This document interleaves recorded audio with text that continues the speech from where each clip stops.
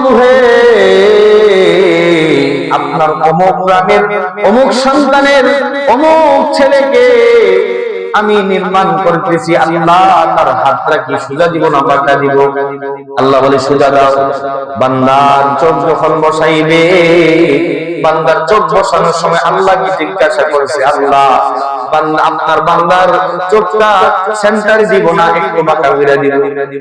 বান্দার যখন মুখ দিয়েছে, এই মুখ দেওয়ার সময় আল্লাহ তাআলাকে জিজ্ঞাসা করছে, আল্লাহ এই মুখ দিয়া কি আল্লাহ আপনার বান্দার জবান মোবারক দিয়া কি কথা বাইর করবে? আল্লাহ বলে বান্দার জবান মোবারক দিয়া, জবান দিয়া তুমি কথা বাইর করে দাও। বান্দা যখন কান বানাইছে, আল্লাহকে যখন ফেরেশতা জিজ্ঞাসা করছে, আপনার বান্দার কানটা কি সেন্টারে দিব না ওলট পালট দিয়ে দিব, নাকি বন্ধ করে দিব, নাকি কান দিবই না? আল্লাহ বলে বান্দার কান না দিলে বান্দার অসুবিধা হবে, কষ্ট হবে, বান্দাকে কান দিয়ে দাও। বান্দা যখন হাত বানাইছে, পা বানাইছে, 332টা জোড়ার মানুষ যখন বানাইছে, আল্লাহ ওই বান্দার জন্য সুপারিশ করে ফেরেশতাকে বলে, ফেরেশতারা রে, আমার কোন বান্দাটা কেমন হবে, কোন বান্দাটার জোড়া কয়টা হবে, আমার ওই লৌহে মাহফুজের কিতাবের মধ্যে আমি লিখেছি, আমার বান্দাকে ওই লৌহে মাহফুজের ছবি দেখে আমি নির্মাণ করে ফেলো। এত সুন্দর চোখ দিয়েছে, এত সুন্দর হাত পা কান না সবকিছু দিয়েছে, একমাত্র তিনি কে? তিনি হলেন আমার আল্লাহ, আপনার আল্লাহ। এত নিয়ামত দেওয়া সত্ত্বেও যখন আমি আর আপনি নিয়ামত পাইয়া নিয়ামতের নাশকরি করি, নিয়ামত পাইয়া নিয়ামতের অস্বীকার করি, আমরা মনে করি আমরা লা ইলাহা ইল্লাল্লাহ বলতে পারলে মনে হয় মুসলমান হয়ে গেছি। লা ইলাহা ইল্লাল্লাহ বলতে পারাটা যদি মুসলমান হওয়া যেত, তাইলে নমরুদ ওই মরার আগে লা ইলাহা ইল্লাল্লাহ বলছিল, কিন্তু তার সময় বিতার শেষ হয়ে গেছে।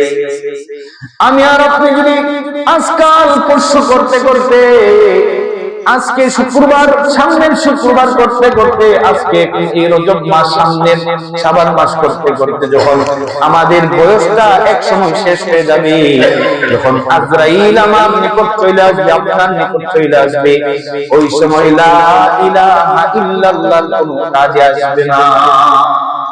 এই জন্য সময় থাকতে বেরা ফেলতে, আপনি যদি কবর গিয়ে লা ইলাহা ইল্লাল্লাহ পড়েন যে আল্লাহ আপনার প্রতি আমি ঈমান আনছি, ওই সময় কাজে আসবে না। ভাই আমার, বন্ধু আমার, আমার বাপ, আমার চাচা, এখনো সময় আছে, এখনো সময় আছে। আল্লাহ এখন আপনার সুযোগ দিয়েছেন। আল্লাহ যদি আপনার সুযোগ না দিত, আপনি সামনে এক পা নড়াচড়া করতে পারতেন, আপনার চোখ খুলতেন আর বন্ধ হইতো না, আপনার চোখ বন্ধ করতেন আর খুলতো না, আপনার হাত সোজা করতেন আর বাঁকা করার সুযোগ আল্লাহ দিত না।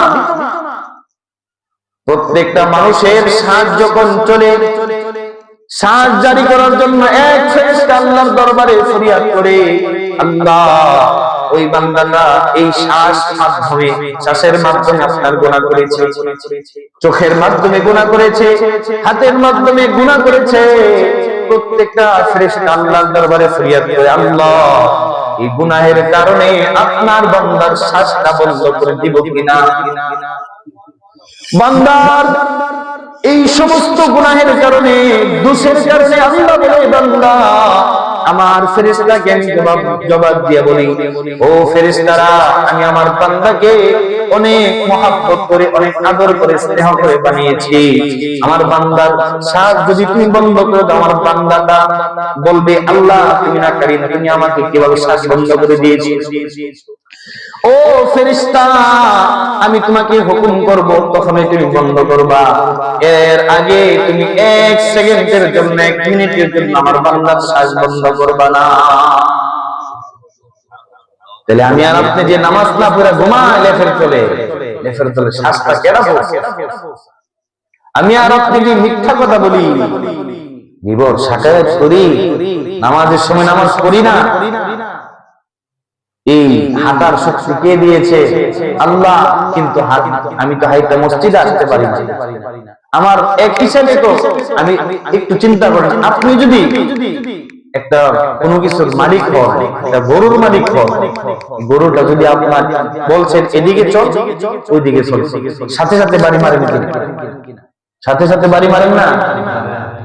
ওই যে লাঙ্গল দিয়ে যে চাষ করে, চাষ অথবা মই দেয়, ওই মইগুলা গরুগুলা দেখবেন, আলের যে গরুগুলা, এই আলের গরুগুলাকে এই মালিকটা যেভাবে বলে ওইভাবেই যায়। এইভাবে বার দিলে বুঝে এদিকে যাও, এইভাবে বার দিলে এদিকে যাইতে, আস্তে কইলে আস্তেই যা, জোরে করে জোরে যায়। অথচ আমি আর আপনি ওই গরুর থেকে নিকৃষ্ট হয়ে গেলাম। আল্লাহ বলছে নামাজে আসো, তুমি নামাজে আসো। আমি কি গরুর সামান্য হতে পারলাম না? কমপক্ষে এই গুণটা তো গরুর আছে। গরুর একটা কথা কইলে শুনে। অথচ আমার আপনার আল্লাহ ওই গরুর মালিকের মতন না। গরুর মালিক যতক্ষণ বলে ততক্ষণে আল দিতে হবে। আমার আপনার আল্লাহ 24 ঘন্টার মধ্যে 24 ঘন্টায় আপনার ইবাদত করতে হবে, এরকম বলেন। 5 ওয়াক্ত নামাজ 15 মিনিট করে ধরেন না, 5 15 75 মিনিট লাগে না, সব নামাজ তো এক না।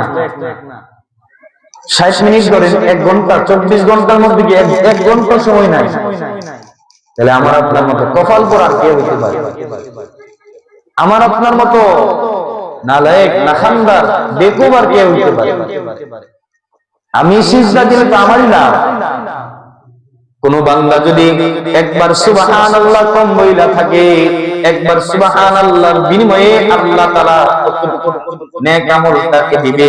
এই সওয়াবের পাহাড় দেখে বান্দা চিৎকার মারতে থাকবে কিয়ামতের ময়দানে, হায় আফসোস, আরেকবার সুবহানাল্লাহ যদি বেশি বলতে পারতাম, আরেকবার সুবহানাল্লাহ যদি বেশি বলতে পারতাম, আমার আরেকটা খেজুরের গাছ আমি পেয়ে যেতাম, যে খেজুরের গাছটার ছায়াটা অতিক্রম করতে পারে না একটি তেজি ঘোড়া।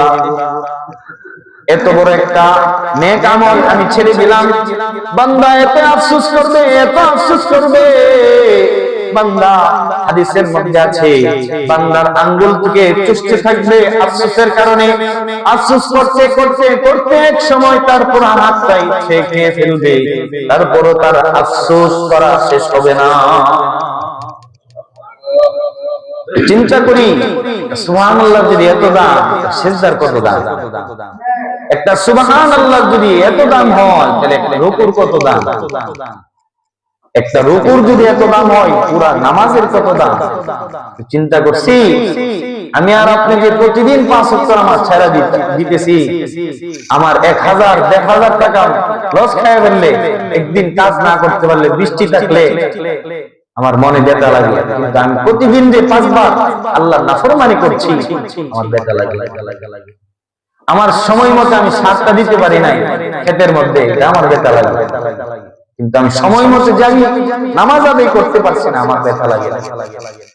একটা মানুষ যখন প্লেনের মধ্যে উঠে, ওটা আগ মুহূর্ত পর্যন্ত তার টেনশন থাকে, আমি প্লেনের যে টিকিট কাটছি এই প্লেনটা পাবো কিনা।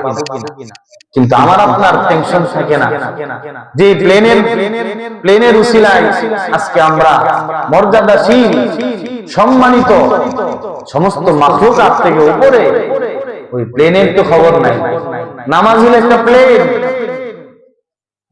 যারা নামাজ ধরতে পারবে তারা জান্নাতে পৌঁছতে পারবে, যারা নামাজ ধরতে পারবে না তারা জান্নাতে পৌঁছতে পারবে না। অত সহজ না।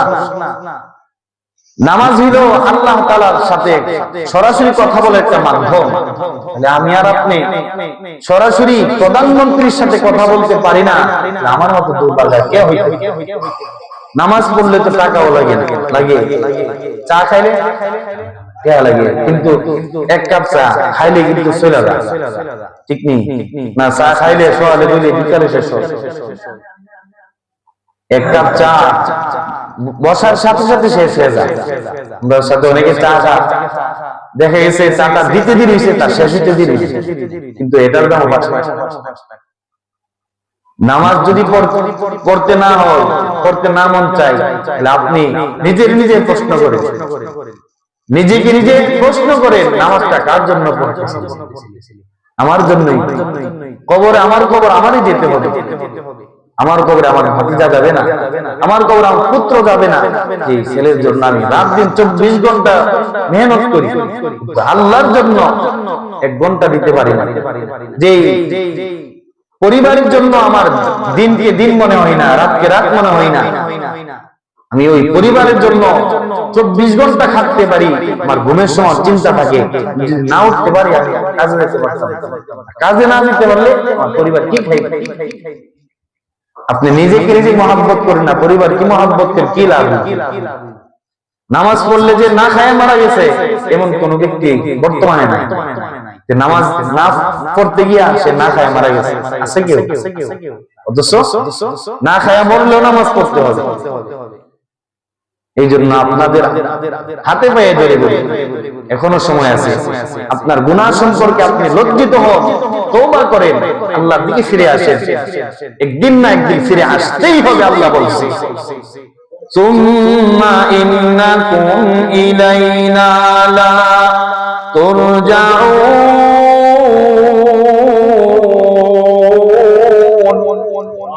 আল্লাহ বলছে বান্দারা রে, সুম্মা ইন্নাকুম, অতঃপর তোমরা কি মনে করতেছো আল্লাহর দরবারে তোমাদের ফিরতে হবে না?